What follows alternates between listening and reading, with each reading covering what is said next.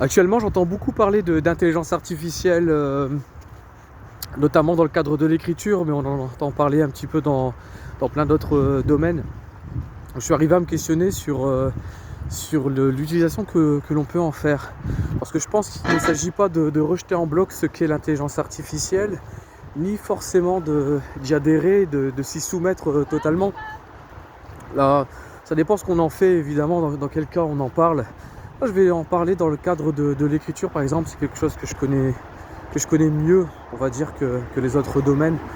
Là, je parle de l'intelligence artificielle que l'on utilise au quotidien, que l'utilisateur, que le commun du mortel peut utiliser. Euh, Aujourd'hui, on peut écrire un livre. Alors, bon, encore pas mal de choses à réaliser dans cette branche qui est l'intelligence artificielle. Mais aujourd'hui, on peut écrire un livre avec l'IA. L'intelligence artificielle peut aider à structurer son histoire, peut aider notamment dans le dialogue, comme c'est ChatGPT peut aider à générer des dialogues. On discute avec l'intelligence artificielle, donc on peut générer des dialogues et il y a d'autres logiciels. Il y a des tas de logiciels aujourd'hui qui sont accessibles, qui sont payants, mais qui sont accessibles aux usagers lambda, comme moi par exemple. Je peux acheter un logiciel et puis commencer à écrire un roman avec l'intelligence artificielle. Je pense qu'il peut y avoir, alors on va couper la poire en deux, il peut y avoir un point positif et un point négatif. Je le dis très rapidement, j'en parle avec plus de précision et je rentre plus en profondeur dans ce genre de sujet sur ma chaîne YouTube. Et de manière générale, le point positif avec l'intelligence artificielle, s'il en faut vraiment trouver un pour dire de couper la poire en deux, je dirais tout simplement que en fait, l'intelligence artificielle va nous permettre, en nous aidant à structurer, très honnêtement, je trouve pas vraiment de point positif là-dessus. Je le fais parce que il fallait en trouver un pour la vidéo, mais va nous permettre de structurer les idées. Je n'y crois pas trop en vérité. Là, voilà. Je le dis honnêtement, j'avais prévu la vidéo, là j'enregistre. Toutes les vidéos que j'enregistre sont dans les conditions du direct. Là normalement, je mets pause et puis j'efface la vidéo, je recommence. Mais non, je vais aller jusqu'au bout du truc. Je pensais sincèrement trouver quelque chose de positif dans l'intelligence artificielle, dans le fait qu'elle puisse nous aider à structurer les histoires. Mais je n'y crois pas trop.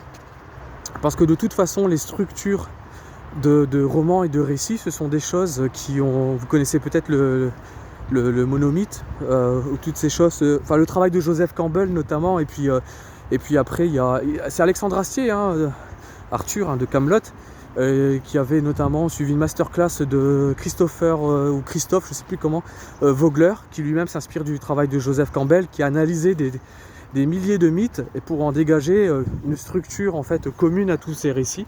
Tout ce travail a été déjà réalisé par l'humain, donc il suffit de lire des bouquins, il suffit de travailler un petit peu. Moi ça m'embête un peu, l'intelligence artificielle, c'est bon. Après, alors le point négatif, du coup c'était pas positif ce que je viens de dire, parce que vraiment j'y trouve pas d'intérêt. N'hésitez pas dans les commentaires ou par mail à me dire ce que vous trouvez d'intéressant dans l'intelligence artificielle. Là, en l'occurrence on parle d'écriture, mais je suppose qu'on pourrait extrapoler avec tout autre domaine artistique. Mais le point négatif justement, alors le second point négatif là pour le coup, c'est tout simplement que ça peut nuire, ça va nuire je crois gravement à la créativité. Parce qu'on va se retrouver avec tout, et encore l'intelligence artificielle pour l'instant n'est pas encore au point, n'est pas encore assez développée à un point où elle va carrément écrire des romans elle toute seule, aussi intéressant que ce que peut proposer l'humain. Mais on va se retrouver au final avec des récits, avec une mécanique, avec quelque chose qui fonctionne peut-être sur le plan du suspense. D'ailleurs les romans écrits avec l'IA à mon avis vont surtout, les bons romans, cette façon de procéder va surtout fonctionner avec les écrits très structurés, des choses que l'on retrouve dans le thriller, l'horreur et la romance. C'est vraiment des choses où il y a des mécaniques en place pour faire appel au suspense, à la passion par exemple et à l'horreur.